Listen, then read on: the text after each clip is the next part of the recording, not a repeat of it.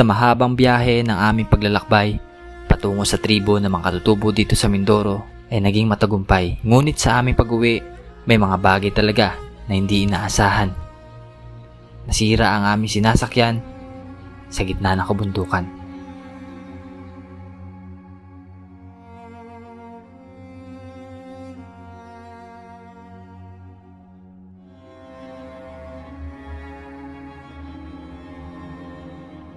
Habang kami ay papauwi na, meron kami nakikita mga rambutan sa daan. Nagbibiroan pa kami kung gaano kadami ang kukunin. Oh, shout out sa may dyan, mga tropa Damihan mo. Hindi ba, sakto lang, pampamilya lang. Minsan ka lang makadaan dyan. Sa Laho, ready. Nasaan ka na? Ito na mga talento, ito na pasan. Nasaan na ba ka? Sana? Ba't kaya ito tumigil? Basta anong problema natin bukod sa problema? Ngunit sa kabila nito ay mukhang may nararamdamang kakaiba ang may-ari ng sasakyan na si Yangga Erwin.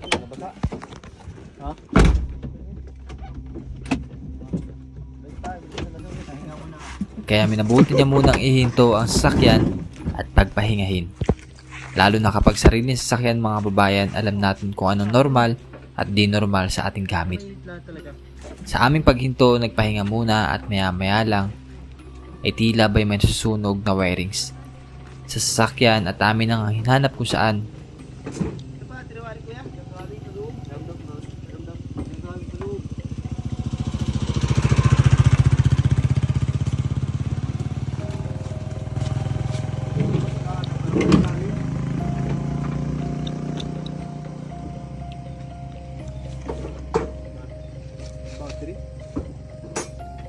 At dito na nga namin napag-alaman na putol na ang clutch nito.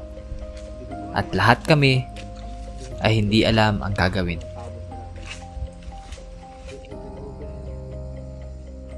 Kaya agad nang tumawag si Sir Erwin ng tulong upang magpahila na lang. Ngunit problema pa rito, may kalayuan at nasa gitna pa rin kami ng kagubatan. Naputol yung clutch kaya hindi na-open yung sasakyan.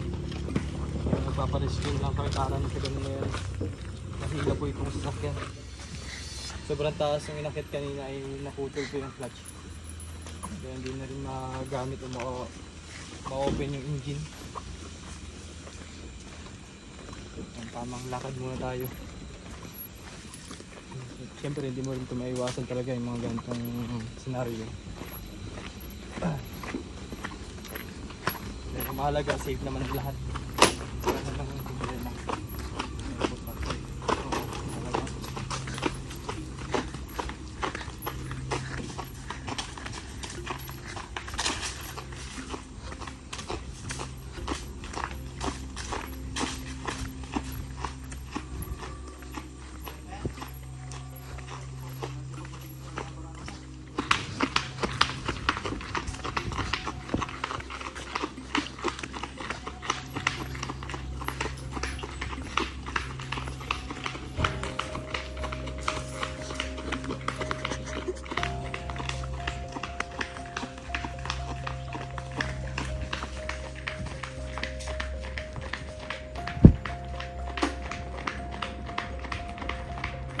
Sa aming paglalakad at pagtulak ng sasakyan, nasa isip na lang namin kung anong oras darating yung rescue.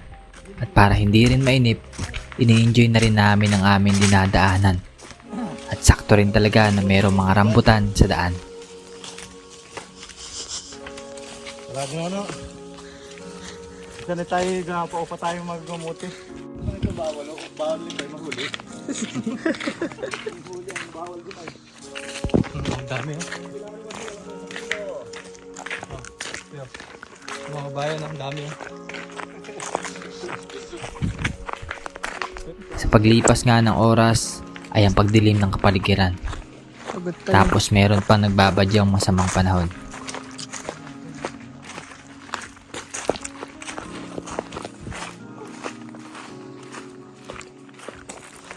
Pero yun nga, problema din, mukhang uulan pa.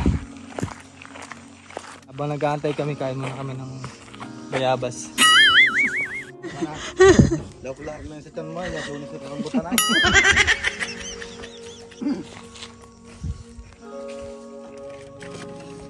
Mudslining.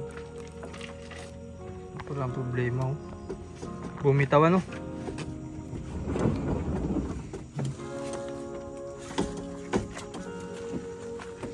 Kaya pala may nag-auso kanina. Laylay yung suko.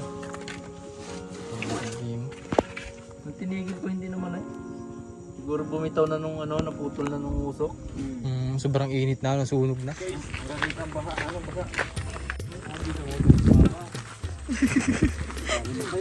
Matulog na lang. Balitaan na lang.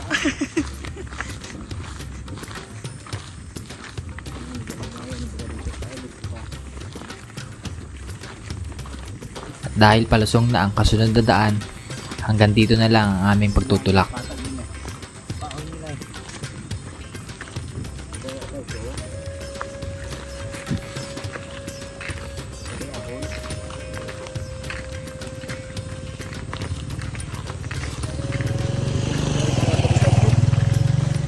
Bagay, paahon yun. Kaya natin yan.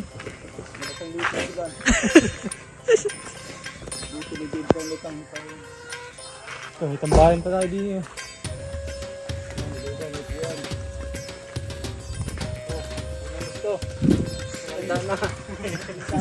Maya-maya lang ay merong dumaang traktor at makikisuyo na lang muna sana kung pwedeng hilahin na lang ang aming sasakyan.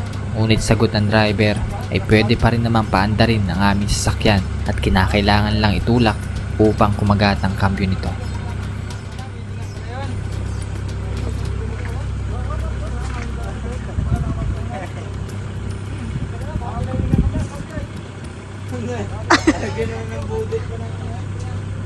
Tara. Hilahin natin. At ginawa nga namin ang sinabi ng driver at ano nga ang sumunod na nangyari.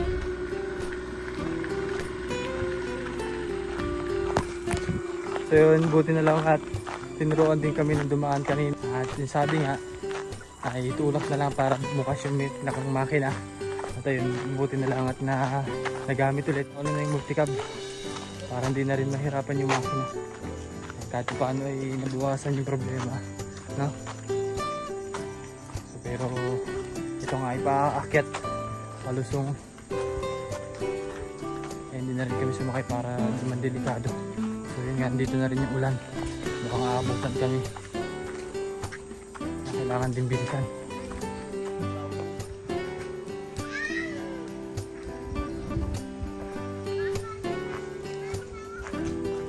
Ha?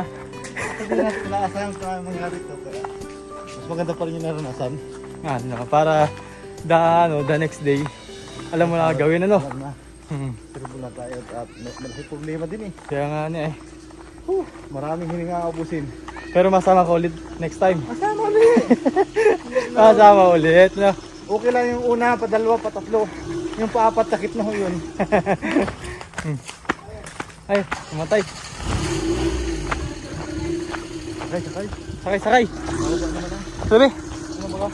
Malayo man ang ating nilakbay, marami mga aberya ang nangyari sa gitna ng daan, nasiraan, nagtulak, at muntik pa may stranded sa gitna ng kabundukan. Madami mang pagsubok ang pinagdaanan, ngunit madami din tayo ng pasaya mga kapatid nating mangyan. Minsan sa buhay natin, dumating man ang pagkakataong gusto nating sumuko, basta may pananalig tayo sa Panginoon, ay pagkakaloob niya ang masigit pa sa inaasahan natin.